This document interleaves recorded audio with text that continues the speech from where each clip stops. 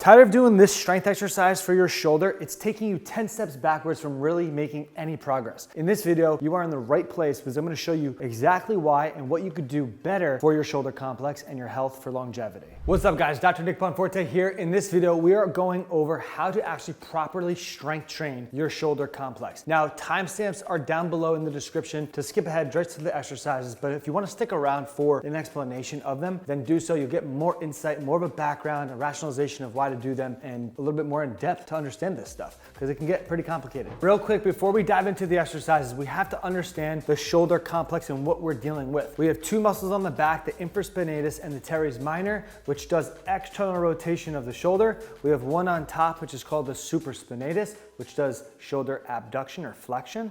And then we have one on the front called the subscapularis, which does shoulder internal rotation. Those muscles act as a suction cup of the humeral head bone, the arm bone, to get sucked into the socket so that it can actually stay nice and stabilized as we move our arm through space. So understanding those four rotator cuff muscles are crucial.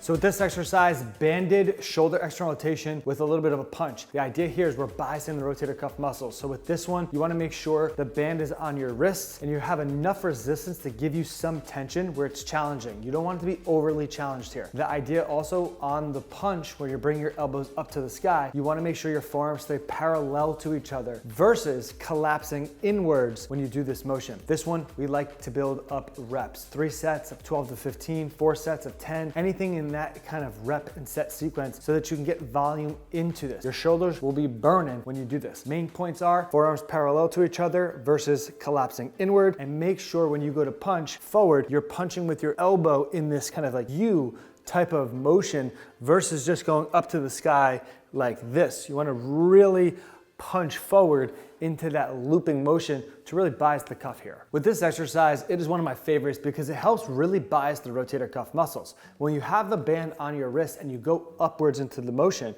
you have nothing really there to bias other than the external rotators of the rotator cuff when you're in this end position. Because if the rotator cuff muscles, the external rotators, aren't on, your arms will just collapse in like this. So we really create that isometric strength when our forearms are parallel to each other with the band because it really is biasing that cuff muscle. That is way more effective, in my opinion, than doing the one that I first started in the video where you have the classic one where the elbow's by the side, because that leads to a lot of compensation where you see people will start to twist when they do that. They'll get a lot of shoulder scapular mobility when they do that, and a lot of compensations with the delt will call into play, which is fine if you want to target those muscles. But if we're really trying to target the cuff, like we do with that exercise, you want to bias it a little bit more effectively. So in my experience and with people that I work with, I found way better results with doing an exercise like that, where we're really biasing the cuff in this end position here throughout this.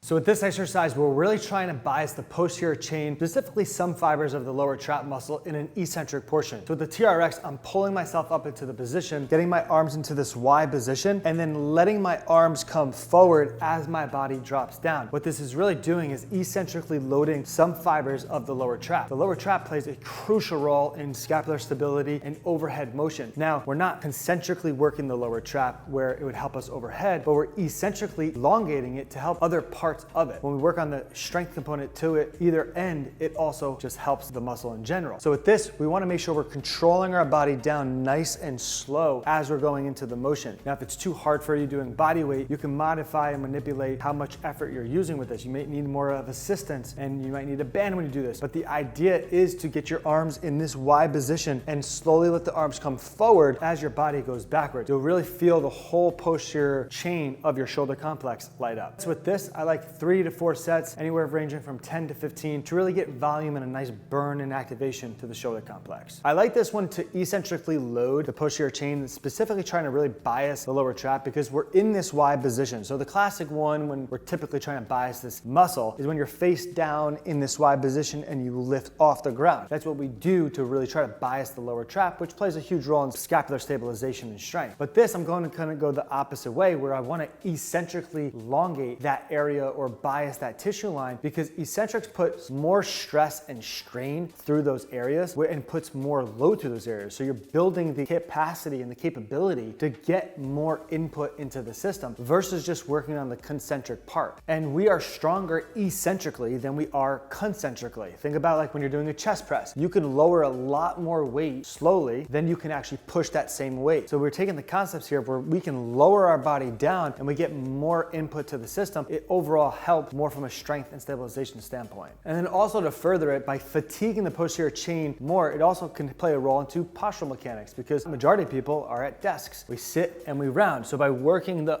back muscles more, we get more activation from an upright standpoint to help those muscles function a little bit better.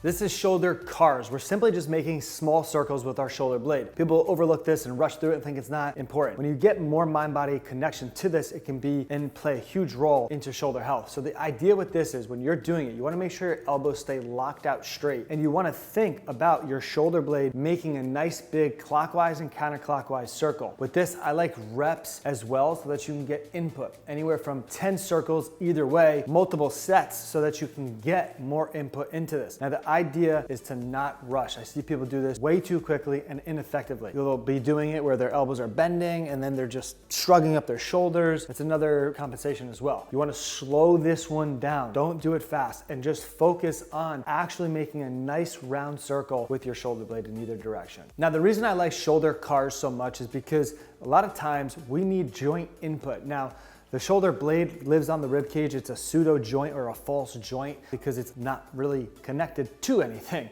It's from a muscular standpoint, it's connected to things. So it's not a true joint, it's a pseudo joint.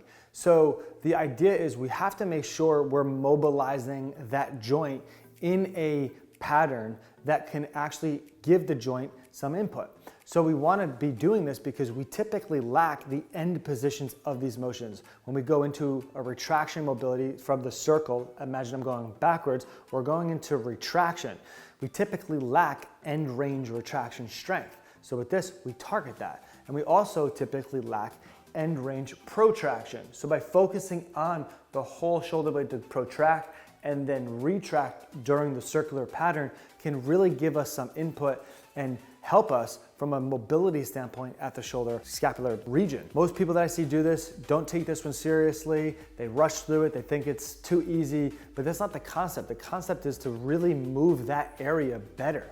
The only way to move that area better is to slow things down, take it seriously, and get this thing moving better in either direction. So input with this is crucial. So there you go. These are 3 simple routines that you can actually do to implement. Now, if you do this routine once a week, is it gonna make any change? Probably not. You gotta be doing this stuff a lot more than you probably think.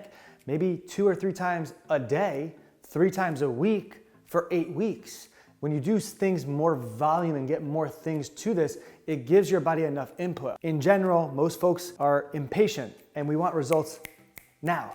But if you ask yourself, how long have you been dealing with this problem or a shoulder strength issue or shoulder pain? It probably didn't happen overnight. It probably happened over months or years. So we can't expect to get this thing better in a week. You want to make sure you're doing these things with a lot of intention, a lot of input, and a lot of consistency versus jumping to different solutions because something doesn't work right away. So hopefully this video was helpful and gave you some insight. And if it did, I'd greatly appreciate it if you subscribe down below to the channel, like this video, leave any comments down below. This is Dr. Nick. I'll see you on the next one.